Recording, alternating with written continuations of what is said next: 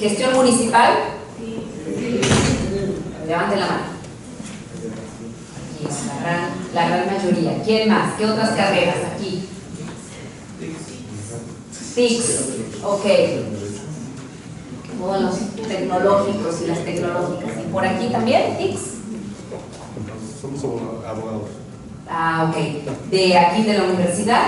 No, estamos en el ayuntamiento. En el ayuntamiento, muy bien. ¿Hay otras personas externas a la universidad, aparte de los compañeros del ayuntamiento? Ok, bueno. Como les comentaba mi compañero, el maestro Luis, estamos en una fase muy importante para la definición de la política estatal, que es definir el problema. Algunos de ustedes, si ya han tomado la materia de seminario de investigación, o tienen algo así aquí en la universidad, algo como seminario de investigación. De todos. Ajá. Yo siempre me acuerdo cuando empecé la maestría que una profesora nos decía: es tan importante definir bien el problema, que haz de cuenta que una vez que lo tienes completamente bien definido, tienes el 70% de tu solución resuelta. No porque estemos como que ya sea muy fácil resolver el tema de la corrupción, pero sí es importante saber no solo de qué tamaño es el problema, sino todas las características del mismo, para poder saber por dónde tenemos que irnos, como decía Cintia, cuáles son las avenidas que nos van a llevar a las alternativas de solución. Entonces necesitamos saber dos cosas del problema. Primero, de qué tamaño es, qué tan grande, qué tan extendido, qué tan grave, a quiénes afecta, cuánto afecta. Pero por otro lado también tenemos que ver cómo se manifiesta. Denme un ejemplo de corrupción. No se amontonen porque no les escucho a todos. A ver, compañero. Desvío de recursos en programas públicos. Excelente ejemplo. El gobierno tiene una gran bolsa, ya sea el gobierno federal o el gobierno del estado o el gobierno municipal, tiene una gran bolsa que va destinada a programas sociales. Ejemplos de programas sociales. El jóvenes escribiendo el futuro. Ajá. Jóvenes construyendo el futuro o escribiendo el futuro, sembrando vida. ¿Algún programa que lleve aquí el municipio? Ajá, Procampo, apoyos para las personas con discapacidad. ¿Cómo se da la corrupción en ese hecho en particular? Pudiéramos pensar que esa bolsa de recursos que está destinada a atender poblaciones en situaciones específicas se da, quizás llegue a esas poblaciones, pero con ciertas condiciones, o no llegue a esas poblaciones. Igual yo le hice un gran diagnóstico y detecté que Sembrando Vida lo necesitan, o la población objetivo son de esta fila para aquí, porque tienen X condiciones específicas. Pero digo, no, pues me conviene dárselo a los de por aquí, porque hay algún otro compromiso o hay situaciones de tipo electoral, ¿no?, que pueden, muchas gracias Luis, que pueden en dado caso beneficiar. Muy buen ejemplo. Otro ejemplo de un acto de corrupción.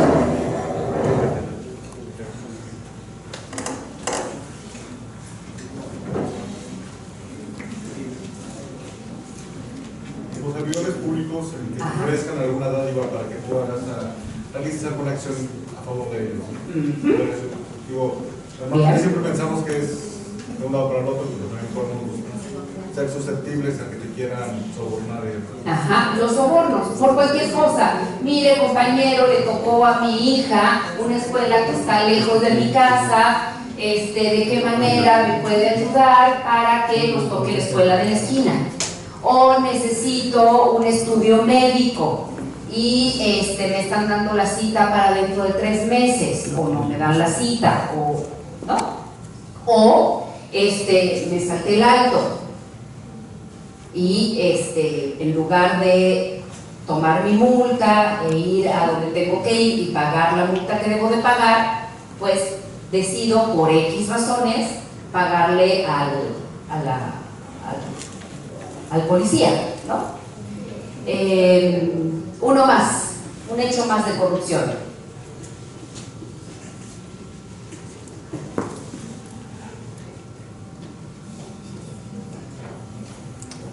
Cuando sobornas al maestro porque está...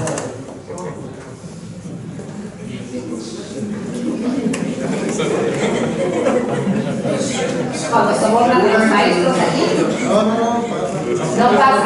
No pasa eso aquí en José Morelos. No es un caso aplicable. Ok. ¿Alguna vez, ya viendo algunos ejemplos concretos, alguna vez que han estado así como pensando sobre la corrupción y lo que pensamos todos los ciudadanos y las ciudadanas, bueno, que esto es un problema que nos afecta a todos, que como decía Raúl, impacta en la calidad de vida, porque esos recursos que no van destinados a la población que los necesita y van destinados a la población que me conviene, por X razón, pues impacta en la calidad de vida de quienes lo necesitan, ¿están de acuerdo? Entonces, cuando estamos pensando en eso, ¿alguien alguna vez se le ha ocurrido como esbozar una definición de la corrupción?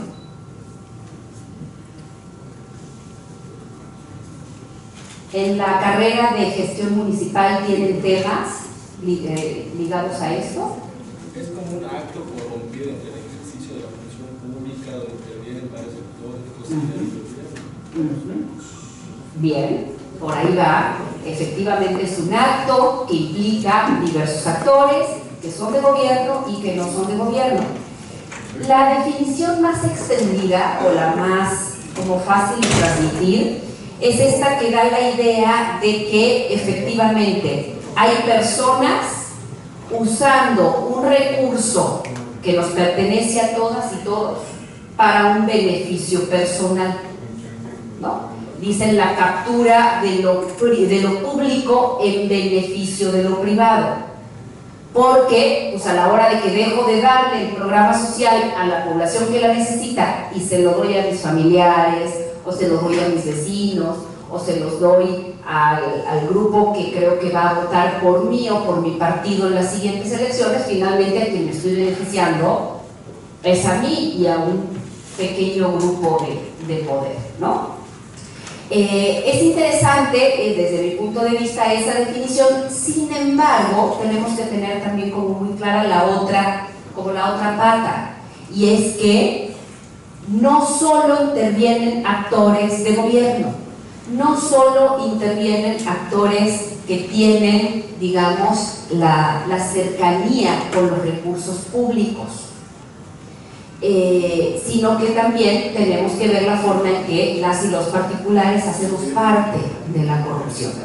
La semana pasada, en un taller, unos compañeros de la Ciudad de México hablaban de que para cualquier acto de corrupción tiene que haber 3 pilares o 3 puntos de un triángulo. Dice, primero tiene que estar la oportunidad, ¿no? Tiene que estar el resquicio, la ambigüedad en la ley, en las reglas de operación. Un programa que no tiene reglas, volviendo al ejemplo del compañero, si un programa no tiene reglas de operación, es más fácil que yo pueda como discrecionalmente decidir que se los doy a los de aquí y no se los doy a los de aquí, o se los doy a menos personas de las que debo de dar cobertura, no sé, una serie de cosas, ¿no? Tiene que existir la oportunidad. Segundo, tiene que existir la motivación, es decir, tengo que tener un motivo detrás de esa oportunidad para decir, de aquí soy, ¿no? Un poco pensemos en el ejemplo más burdo de me encontré una cartera en la calle, ahí está la oportunidad, yo iba caminando y ahí apareció. Pero si en mí está la motivación de que tengo un familiar enfermo, o que tengo muchas deudas, o que estoy en una situación difícil, pues voy a estar más motivada a quedarme con lo ajeno, ¿no?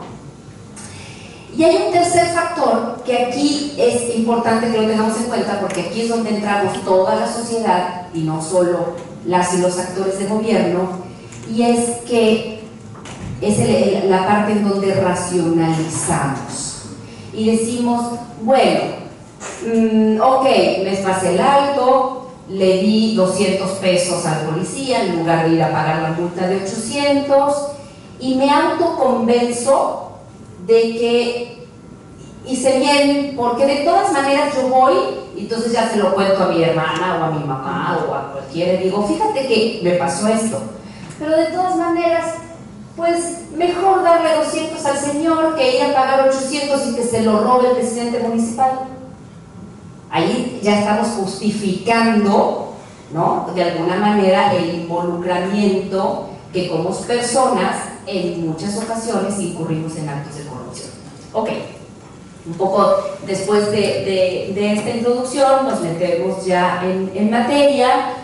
¿Cuál es la magnitud del problema en Quintana Roo y sus municipios? Como comentaba Luis, estos son datos que extraemos. Por un lado, de encuestas de INEGI. ¿Han trabajado con encuestas de INEGI o con datos de INEGI? ¿Sí?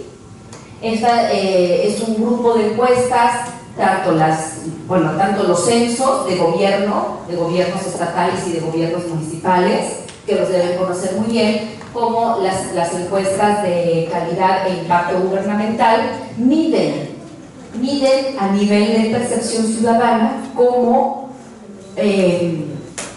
consideramos o cómo sufrimos las personas la corrupción.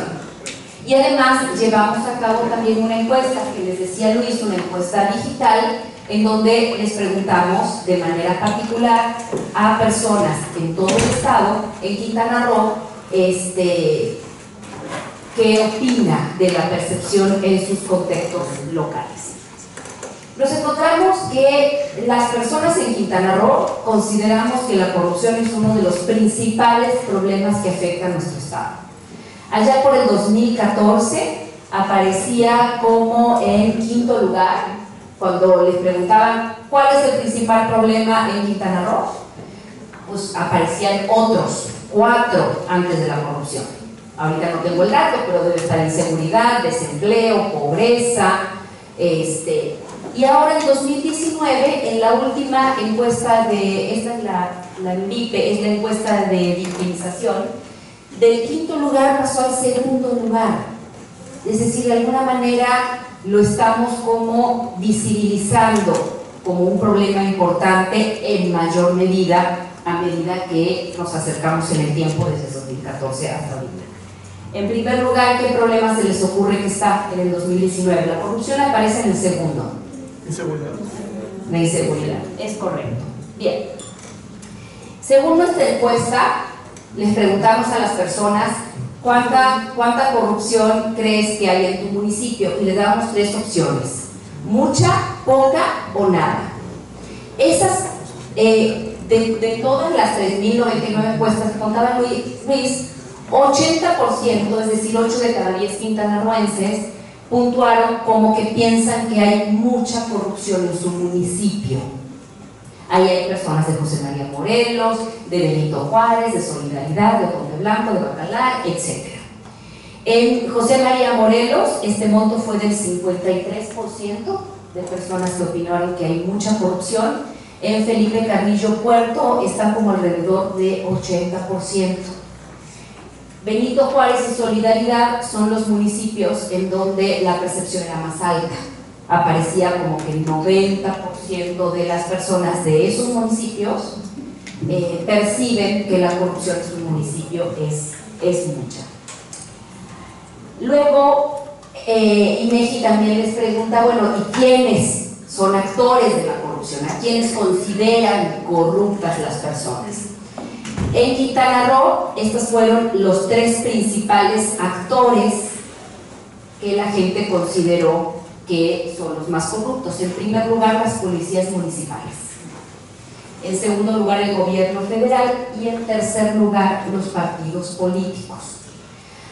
Aquí lo interesante, tanto de la encuesta del INEGI como de nuestra encuesta, es que poníamos una lista de actores en donde había actores ligados a gobierno y actores que no son del gobierno, como por ejemplo medios de comunicación, organizaciones de la sociedad civil, grupos de empresarios, y la constante es que estos, digamos, este tipo de actores más relacionados con la sociedad civil, son percibidos como menos corruptos.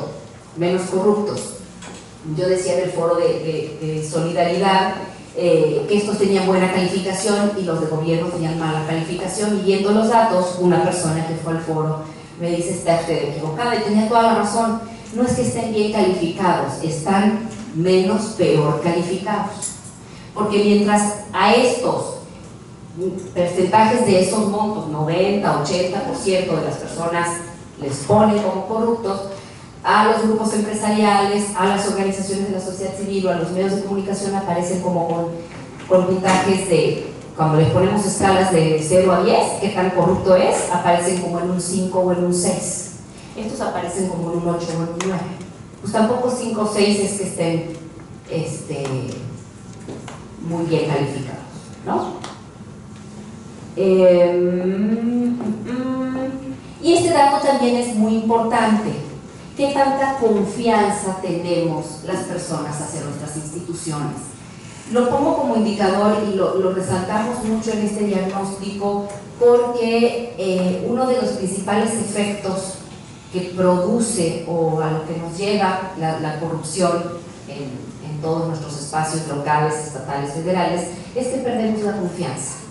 Perdemos la confianza en las instituciones que nos gobiernan, perdemos la confianza en las instituciones que manejan los recursos que deben ser de las y los ciudadanos, perdemos la confianza en quien toma las decisiones acerca de a dónde van a ir esos recursos. Y, por supuesto, siguiendo un poco con todo lo que ya venimos trabajando, el nivel de confianza de las y los quintanarroenses es muy bajo, en general, en todas las instituciones. Creo que los peores calificados tienden a ser sindicatos y partidos políticos, ¿no? Pero inclusive organizaciones como tus compañeros, que no es una organización como tal, pero se le pregunta también qué tanta confianza tienes en tu familia, en tus compañeros de trabajo, en tus vecinos.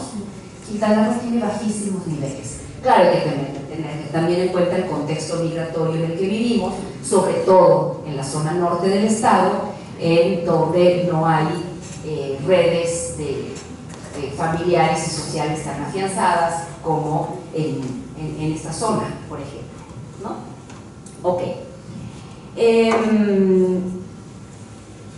Las encuestas nacionales en general, ¿cómo tienen un estimado de la corrupción? Ojo, es un estimado, porque solamente es una manifestación de la corrupción.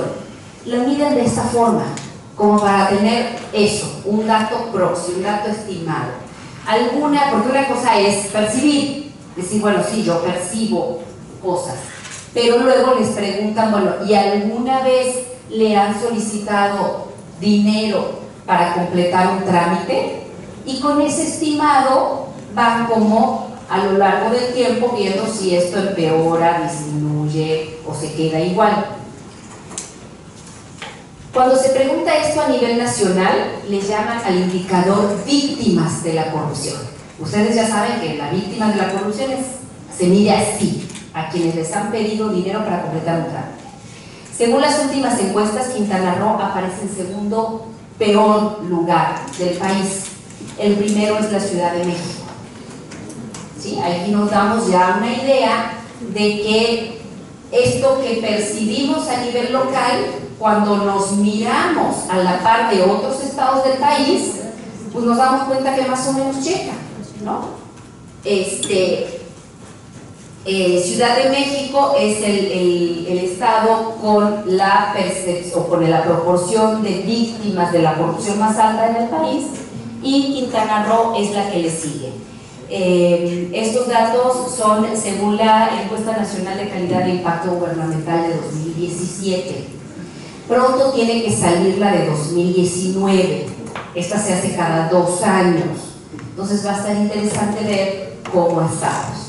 Y ahora que ya tenemos un sistema muy nuevecito todavía, pero que Quintana Roo ya desde hace un par de años cuenta con un sistema anticorrupción y que vamos a tener una política, una hoja de ruta y una serie de acciones concretas, va a ser muy interesante a lo largo del tiempo ver si mejoramos o nos quedamos igual, porque esto nos va a dar un indicativo de si vamos por buena ruta, tomando esas avenidas que comentaba Cintia, que son los ejes de la política. Bien, ¿cuáles son esos trámites? En nuestra encuesta preguntamos esto. Me voy a saltar porque estos son los demás municipios y aquí están los municipios de la zona centro. En Felipe Carrillo Puerto, cuando se les preguntó si habían sido víctimas de un soborno al hacer un trámite, salen estos como los principales. En Felipe Carrillo Puerto, licencia de manejo, permiso para construcción, trámites del bienestar. Y en José María Morelos, trámites ante el Ministerio Público, trámites ante Catastro Municipal, pago de multas por infracciones. En general los trámites son más o menos similares, con la diferencia, y esto sí es muy importante, que en municipios como Solidaridad y como Benito Juárez, el primero de los trámites en donde aparecen altos niveles de soborno, que la gente lo reporta así, es el trámite de licencia de funcionamiento, porque allá se abren muchas empresas, chiquititas, grandes, gigantes, por la vocación turística que tiene la zona norte, ¿no? Entonces, eso también hemos tratado de ir viendo en este diagnóstico del problema. No solo, bueno, que en Quintana Roo nos duele muchísimo la corrupción, sino qué tipo de, en este tema de los trámites, qué tipo de trámites son en donde se está, digamos, desviando recursos en mayor medida en la zona norte, cuáles en la zona sur, cuáles en la zona centro. Aquí no aparece en José María Morelos, pero en Felipe Carrillo Puerto los retenes policíacos. De hecho nos tocó uno, ahorita que veníamos con las compañeras desde Cancún, fue saliendo de Felipe Carrillo Puerto, entrando a la carretera para acá. Ajá. Yo me imagino que es un retén que está constantemente ahí, bueno, no lo sé, ¿no? Y ahí se reporta por parte de ciudadanos de esta zona que les han pedido socorros. Bien. ¿Alguno de ustedes ha trabajado alguna vez con la metodología de marco lógico? ¿Saben más o menos de qué se trata? Árbol de problemas, árbol de objetivos. Esa es la metodología de marco lógico. Bien. Tanto la política nacional como la política estatal hemos adoptado esta metodología para analizar el problema y luego encontrar las alternativas de solución. Entonces, lo primero que hicimos fue construir nuestro árbol de problemas. Aquí hay como un esquema, ustedes ya lo conocen muy bien, en donde se coloca aquí en el centro el problema, ¿verdad? Aquí abajo, ¿qué colocamos? Las causas. Y aquí arriba, los efectos. Y ahí ya tenemos nuestro, y luego ¿qué sigue?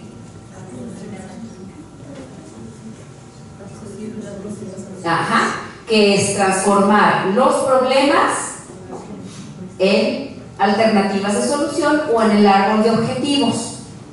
Lo interesante de esta metodología es que al analizar las causas estamos haciendo esto que decía Luis, estamos analizando el problema, estamos viendo ya no qué tan grande es, ya sabemos que es muy grande y ya sabemos que está extendido, pero estamos viendo si el problema tiene una cara azul, si tiene una con puntas, si tiene una parte redondeada, si tiene una parte brillante, ¿no? Lo estamos viendo como desde diferentes enfoques. No es nada fácil armar un árbol de problemas porque necesita un nivel analítico muy importante, pero la maravilla de la metodología es que cuando ya hemos podido detectar los conjuntos de causas, tenemos el camino hacia la solución que dicen aquí las compañeras, ¿sí? Porque a esa causa la tenemos que transformar en una avenida, en una ruta. Por aquí nos tenemos que ir. Por acá, no, por acá no, por aquí. Y lo que se ha hecho a nivel nacional, y ahorita estamos haciendo a nivel estatal, es detectar cuáles son esas rutas. Y hemos detectado que son cuatro grandes conjuntos de causas que si los atendemos vamos a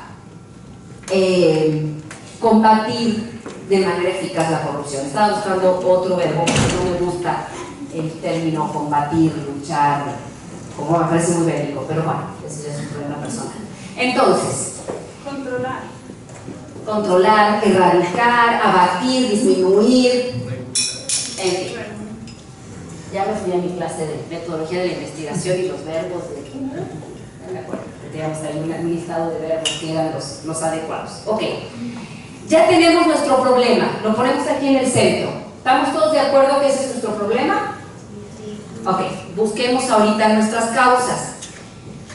Ya está el camino andado porque ya hay un trabajo nacional y ya hay un trabajo estatal sobre esto. La primera causa que se ha detectado, mil disculpas porque aquí no se lee, pero bueno, yo se los voy a ir traduciendo, son los altos niveles de impunidad. Eso dice aquí, ¿no?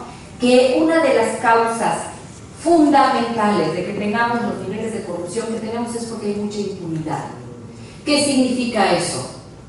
Que a todas luces, sobre todo vemos servidores públicos y particulares ligados a faltas administrativas o hechos de corrupción y no tienen las sanciones o no han sido objeto de las sanciones legales adecuadas para controlar que sigan ocurriendo estas situaciones de ilegalidad, ¿no? Este es el primero de los ejes que marca la política nacional, que hemos detectado que también en el Estado tenemos que trabajar y sobre los que se va a trabajar en la política. Una de las mesas de trabajo que les decía Luis, terminando esto, nos vamos a dividir en 4, pueden escoger la mesa 1, en donde justamente se van a abocar a trabajar en propuestas o en alternativas de solución para disminuir o combatir o erradicar la impunidad ligada a hechos de corrupción. La 2 tiene que ver con todo lo que hace a la gestión de la administración pública, ¿sí? El eje 2 intenta explorar todo lo que una administración pública hace con los recursos públicos, con los recursos que tiene para trabajar. Aquí entra básicamente todo lo que le llamamos como el ciclo de vida de las políticas públicas o el ciclo de presupuestos públicos. ¿Han oído hablar de esto? ¿Quién estudia en el Ministerio Municipal? ¿Cuál es el ciclo de vida de una política pública? ¿De dónde parte? ¿De dónde parte la idea de que tenemos que enfocarnos en el campo? ¿O tenemos que enfocarnos en los jóvenes? ¿O tenemos que enfocarnos en crear infraestructura? ¿O tenemos que enfocarnos en programas de salud? Parte de un diagnóstico, ¿sí? Luego del diagnóstico, ¿qué viene? Ajá, la planeación o el diseño. Y luego, ¿qué viene? Y aquí está lo fundamental. ¿Cómo voy a salir a implementar si no tengo presupuesto? ¿Sí? El ciclo de políticas que implica hacer diagnósticos, planear o programar, presupuestar, decirle, a ver, usted que lleva lo del campo le voy a dar 10 pesos, usted que lleva lo de educación le voy a dar 25 y a usted que lleva lo de salud le voy a dar 7, ¿no? O ustedes hacen su presupuesto y le piden y el Congreso lo aprueba, ¿no? Ahí tenemos que mirar de manera muy detallada toda la ciudadanía, cómo la administración pública, llámese municipio, estado, federación, congresos, poder judicial, cómo están haciendo eso que se llama ciclo de políticas públicas o de presupuestos, porque ahí está lo troncal de con base en qué estás asignando el recurso y luego cómo lo estás usando. Lo que decía aquí la compañera, bueno, ya que tengo todo mi plan y tengo los recursos, tengo que salir a ejercerlos, ¿no? Tengo que contratar, tengo que hacer compras, tengo que un montón de cosas. Y luego de eso, ¿qué viene? Luego de que ya hice lo que tenía que hacer o lo que dije que iba a hacer, tendría que evaluar y decir, bueno, a ver, ¿funcionó? ¿No funcionó? ¿Mejoré la vida de la gente o no mejoré la vida de la gente? ¿Elevé mis niveles educativos o no? ¿Mejoré la salud o no? ¿Mejoré las condiciones del campo o no? Ok, ya evaluamos. ¿Y luego qué hace el Congreso como último punto de este ciclo? Audita y fiscaliza, que finalmente es como un reporte o una evaluación, una auditoría final, en donde básicamente el Congreso nos dice, como otro ente distinto del Ejecutivo, nos dice si eso que dijeron que iban a hacer, lo hicieron como dijeron que lo iban a hacer, ¿sí? Todo ese accionar del gobierno entra en este segundo eje que se le llama discrecionalidad y abuso de poder. Pero ahí también hay otro tema súper importante que tiene que ver con, ya dijimos, la importancia del ciclo de vida de las políticas públicas y cómo se toman las decisiones internas para ejercer cada peso y centavo que es de todos y de todas las quintanarroenses. Pero haciendo esto hay personas, ¿están de acuerdo? No hay robots, no hay máquinas, habrá algunas fórmulas, pero finalmente hay personas. Entonces, ¿qué necesitamos aquí?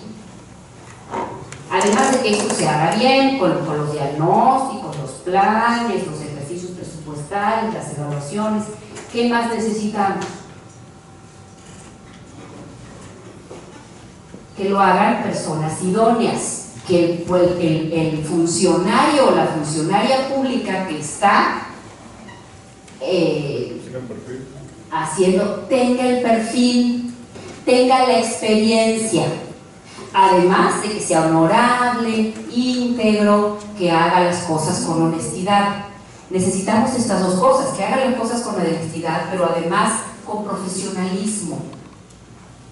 Entonces hay algo que se llama servicio profesional de carrera, que no lo tenemos en Quintana Roo, aunque hay una ley ya bastante viejita que nunca se pudo implementar porque tenía muchos problemas para la implementación, pero hoy por hoy es urgente y la política estatal anticorrupción considera que tenemos que trabajar muy fuerte en que una ley de servicio profesional de carrera nos asegure a todas y todos que cada persona que está decidiendo qué va a hacer en su ámbito tenga el perfil, tenga la experiencia, tenga las condiciones académicas y personales necesarias para hacer esto.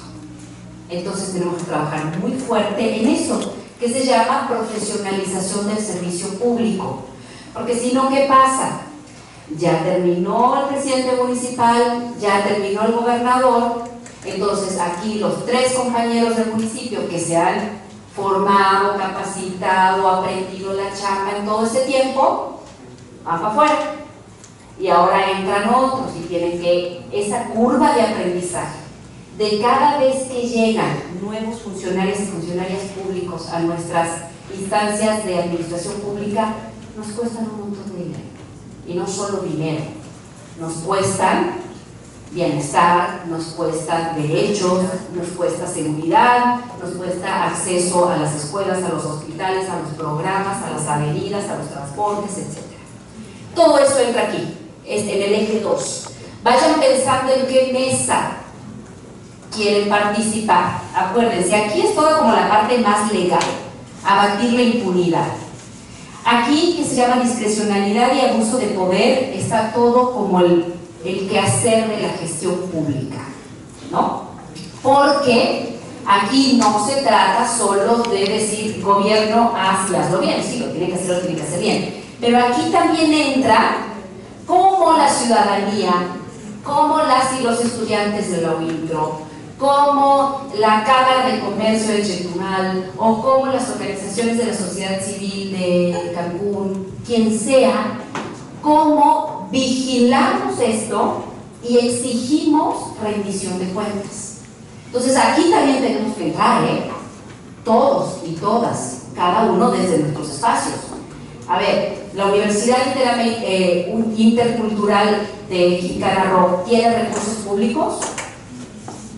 Hay comités de estudiantes vigilando y pidiéndole rendición de cuentas al rector, a la rectora, al administrador. Pues póngase pilas. De hecho, sí, hubo una convocatoria. ¿Hubo una convocatoria para un comité? De hecho, apenas anoche lo lanzaron, el Comité de Honor y Justicia.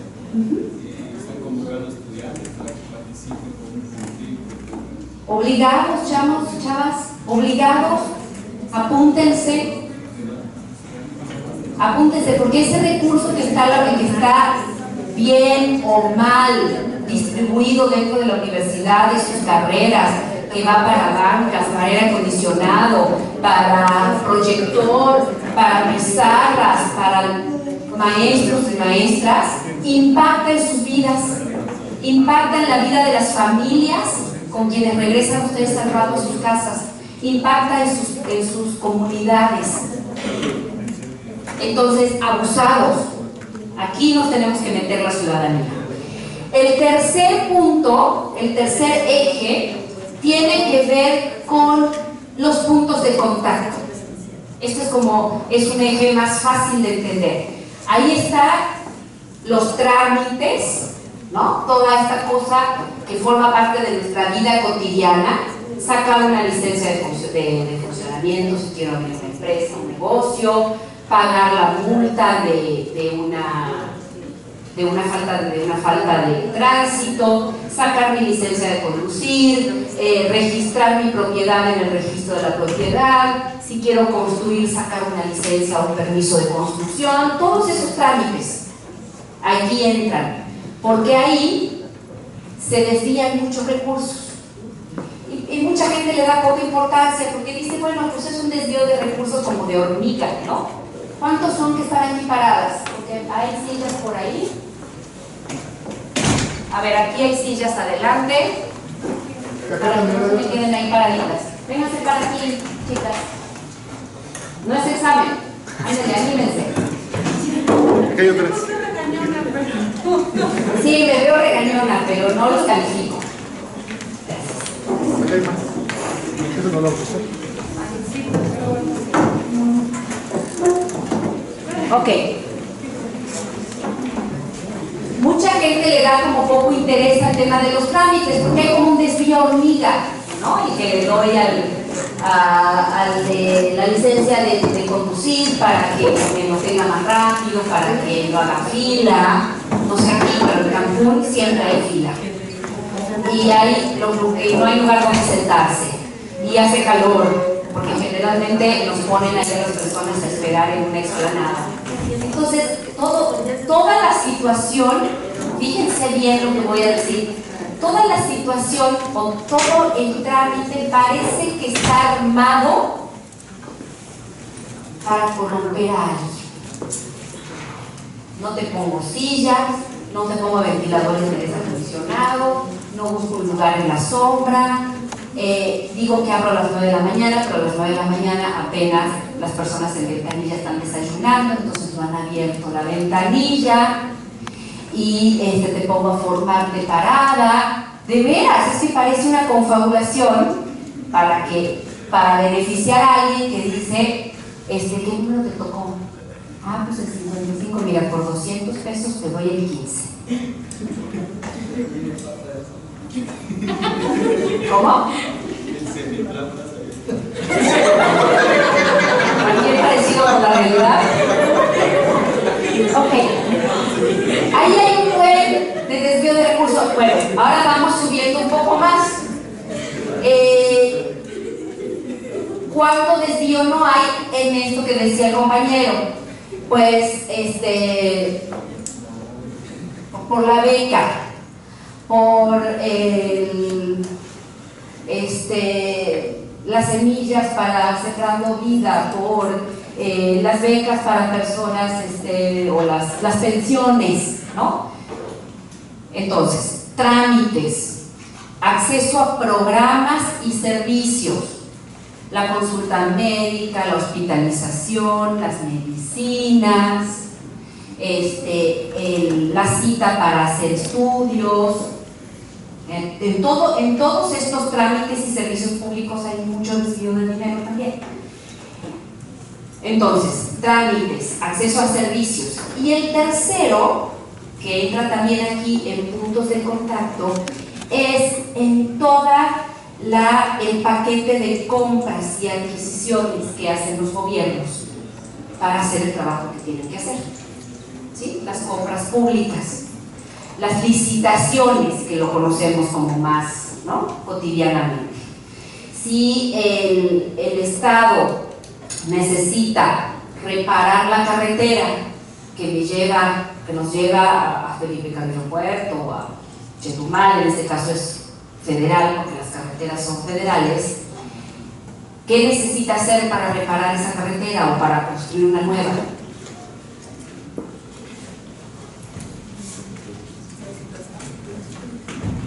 Necesita contratar a alguien que lo haga, ¿sí?, a una constructora, y va a sacar una licitación en donde va a decir, a ver, necesitamos construir una carretera, o necesitamos construir puentes peatonales, o necesitamos construir una nueva universidad en el estado, o las cosas más sencillas que utilizan todos los días en una oficina de gobierno: papelería, toners, equipos de cómputos, lápices, plumas, todo eso, ¿no? En todos estos bienes, servicios y obras que se construyen o que se contratan, pues también hay detectados muchos actos de corrupción.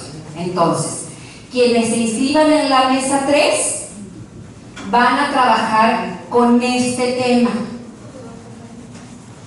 Se llama puntos de contacto, y que implican trámites, acceso a programas y servicios, y compras, adquisiciones y obra pública, ¿sí?, para que vayan pensando en cuál.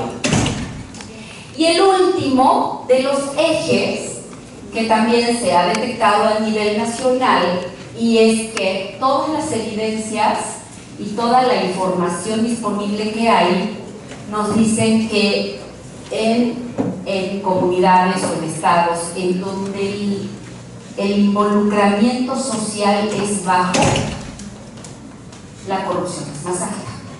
Esto es en donde la ciudadanía, todos y todas, en nuestras colonias, en nuestras universidades, en nuestros lugares de trabajo, en el deportivo, a donde vamos o llevamos a nuestros hijos e hijas, en los parques a donde llevamos a jugar los niños y las niñas, etcétera, etcétera. Mientras las personas no nos involucremos con justamente cómo se usan, se ejercen y se evalúan estos recursos que son de todas, pues todas estas filtraciones que hubo antes, ¿no?, ya sea en la impunidad, en el ejercicio de la administración pública o en los puntos de contacto, van a seguir campantes, felices, frescos de la vida, justamente porque no hay un ejército de personas fiscalizando, monitoreando, vigilando. Pero además, no se acaba ahí, no solo tenemos que vigilar y tenemos que ver, sí tenemos que hacerlo, pero además tenemos cada vez que exigir más que las decisiones sobre esos recursos públicos se tomen con nuestra participación. Este comité de estudiantes que se está formando y para el cual está convocando la UIMCRO deberían de estarse poniendo pilas para hacer las dos cosas. Primero, metiendo las narices literalmente en qué hacen con los recursos y con su universidad, porque de repente les podrán decir, es que aquí en el aula CAI 201 necesitamos más luces, y ustedes pudieran venir y decir, a ver, no, rector, se ve muy bien, tenemos las suficientes, pero sí necesitamos en la entrada un módulo de recepción, no sé, ¿no? O necesitamos un acceso al estacionamiento que sea flexible para las personas con discapacidad. Eso sí necesitamos, aquí no necesitamos más luces. Quizás luego nos enteramos que el compadre del rector pues tiene una empresa de iluminación y entonces pues ahí hubo algo, ¿no? Pero en esas decisiones, o sea, no solo en la vigilancia, sino en tomar las decisiones, es en donde también está gran parte del eje del involucramiento. Otro punto muy importante, y ya para ir terminando con el último eje.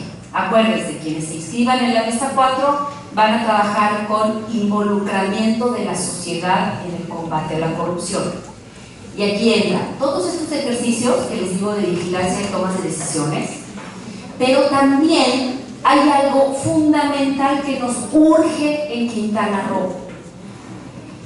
Necesitamos que las escuelas en nuestro estado, desde que son así de pequeñitas, comiencen a trabajar estos temas en las aulas.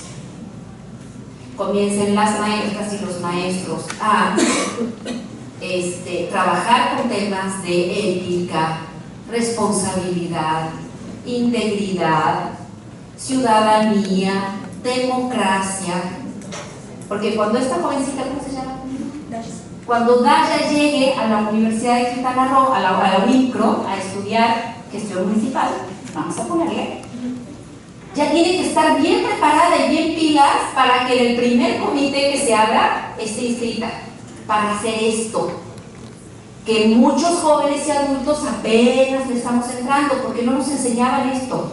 Bueno, yo les doblo la edad a ustedes, pero seguramente a ustedes en la escuela no vieron muchos de esos temas. Tenemos que empezar a que las escuelas lo aborden, lo trabajen, ¿sí? 1. 2. Tenemos que empezar a que las universidades también lo tomen como un tema de tronco común, si se quiere.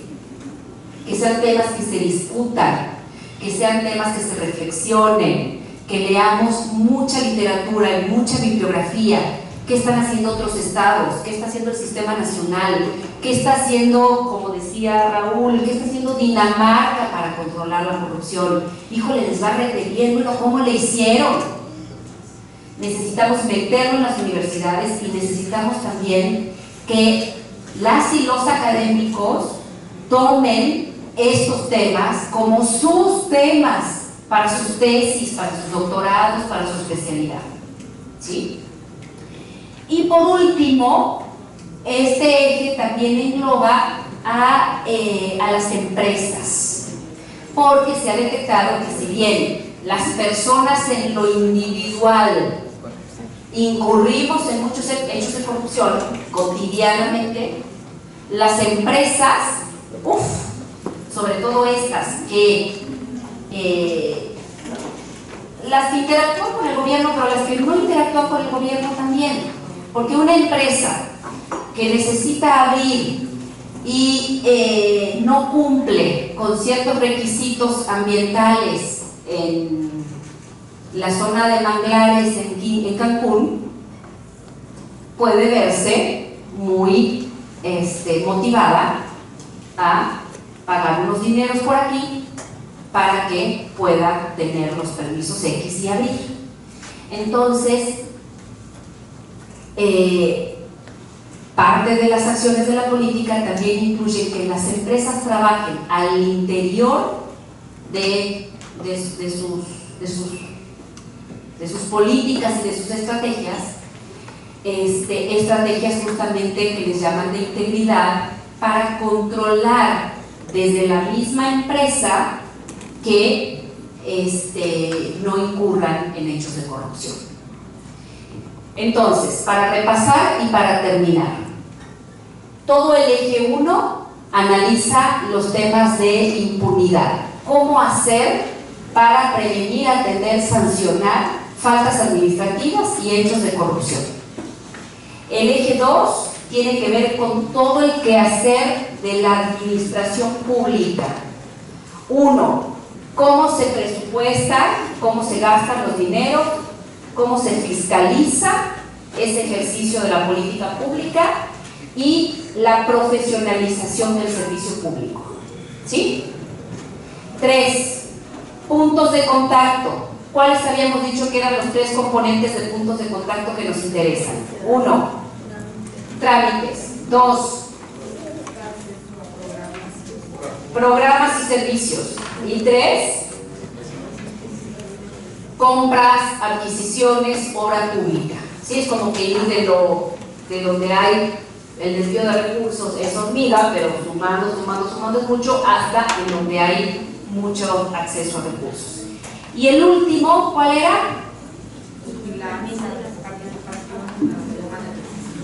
Involucramiento de la sociedad civil. ¿Cómo vigilamos? ¿Cómo tomamos las decisiones que nos interesan a todos y a todas? ¿Cómo incorporamos a los programas educativos estos temas? Y cómo empujamos y obligamos a que las empresas tengan políticas de integridad empresarial para combatir y frenar la corrupción. ¿Dudas? ¿Comentarios?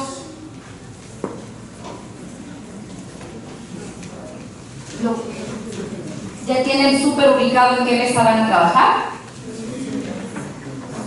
Lo que les voy a pedir ahorita, en cada mesa ya les van a explicar, vamos a estar con cada uno de nosotros en cada una de las mesas y les vamos a explicar cómo vamos a trabajar.